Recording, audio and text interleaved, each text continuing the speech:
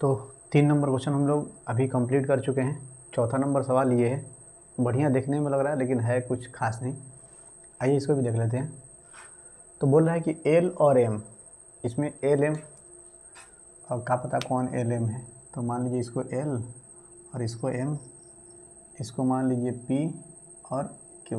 एक एक जोड़ा दिया हुआ है, किताब में आप देख लीजिएगा, हम इसको नाम लिखना भूल गए हैं कि कौन एल एम है। हो सकता है कि ये एल एम हो जाए और ये पी क्यू हो जाए, तो आप किताब से मैच कर लीजिए, उससे कुछ मतलब है नहीं, हमको मतलब है यहाँ पे।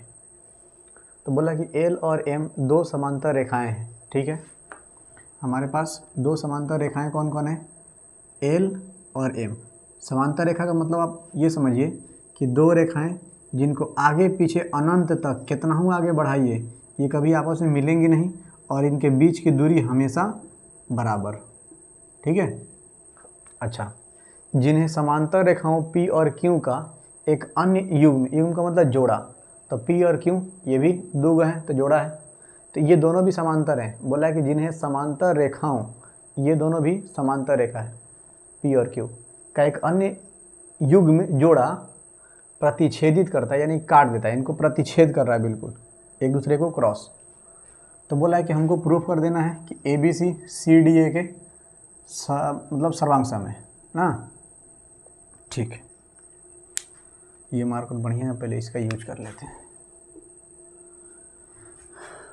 तो क्या दिया है हमारे पास, लिखिए, दिया है एल समांतर एम, एल समांतर एम तथा पी समांतर क्यू, पी समांतर क्यू। और कुछ दिया है, इतना काम चल जाएगा। सिद्ध क्या करना है, सिद्ध करना है त्रिभुज ए बी सी, त्रिभुज ए बी सी सर्वांग सम त्रिभुज सी डी ए, इतना हमको सिद्ध कर देना है। तो आइए बिना देरी के प्रमाण शुरू करें। छोटा छोटा सवाल है, टाइम लॉस नहीं करना है। ए बी सी कहाँ है, ए बी सी ये वाला त्रिभुज, सी डी ए, सी डी ए ये वाला त्रिभुज, दोनों क्या करना है, सर्वांग सम। तो क्या करेंगे, पहले यहाँ समझ लेते हैं फिर यहाँ बनाएंगे, जल्दी से बन जाएगा। तो देखिए ये लाइन समांतर है, तो जब समांतर रेखा को एक तिर्यक रेखा काटता है ना, तो इसके एकांतर अंतःकोण, एकांतर का मतलब एक का अंतर, ए पार और ओ पार, और अंतः का मतलब अंदर, दोनों लाइनों के अंदर रहना है और अंतर होना चाहिए दोनों का लाइन का। तो एकांतर अंतः, इस पार का एंगल इस पार का एंगल के बराबर, ये वाला एंगल इस एंगल के बराबर, लेकिन अंदर होना चाहिए। और एकांतर बाह्य कोण भी बराबर होता है कि इधर वाला एंगल इधर के बराबर और इधर वाला इसके बराबर, इसको बोलते हैं एकांतर बाह्य कोण। तभी इसका जरूरत नहीं पड़ेगा, बाद में देखेंगे। एकांतर अंतः का मतलब इधर का और इधर का बराबर होगा, तो इसमें ये वाला एंगल इसके बराबर हो जाएगा, ठीक है। और देखिए ये वाला एंगल हो गया हमारा इसके बराबर, और ये आमने सामने का दोनों मतलब क्या बोलते हैं इसको, पैरेलल है, और इधर भी पैरेलल है, तो ये हो जाएगा समांतर चतुर्भुज। बताइए, समांतर चतुर्भुज। इसमें और भी कुछ दिया है क्या, बराबर बराबर दिया चाहे नहीं दिया है।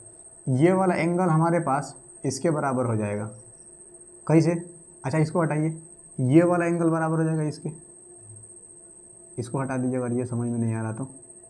यहाँ सिंपल देखिए, ये पैरेलल है तो ये लाइन काट रहा है यहाँ से, तो एकांतर अंतःकोण बराबर, फिर ये वाला एंगल इसके बराबर, एकांतर अंतःकोण बराबर, और ये बीच वाला जो लाइन है इस त्रिभुज में भी है इसमें भी है, तो angle side angle, angle side angle हो जाएगा।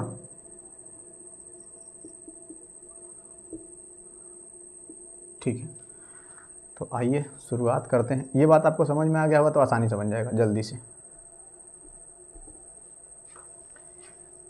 त्रिभुज ए बी सी एंड त्रिभुज सी डी ए में, ठीक है,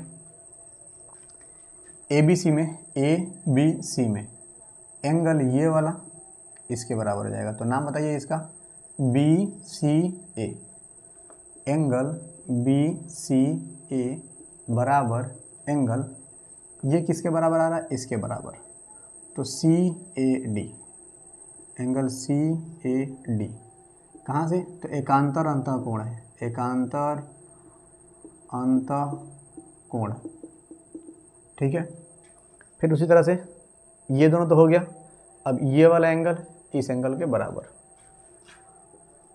इस एंगल का नाम बताइए, बी ए सी।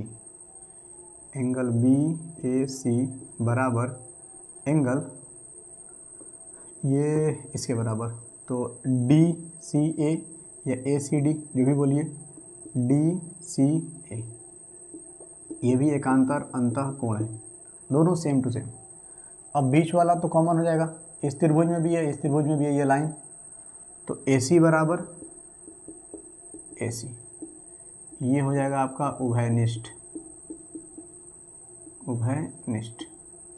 इसीलिए त्रिभुज ए बी सी सर्वांगसम त्रिभुज सी डी ए, रूल कौन सा लगेगा, अब देखिए दोनों एंगल के बीच में साइड है, तो हो जाएगा एंगल साइड एंगल, क्योंकि ये एंगल इसके बराबर, ये एंगल इसके बराबर, दोनों के बीच का साइड है, ये दोनों एंगल के बीच का साइड, तो angle side angle, angle side angle, congruency, congruency. और भी कुछ बताइए, A B C C D A, A B C C D A, बस इतना ही चाहिए था हमको।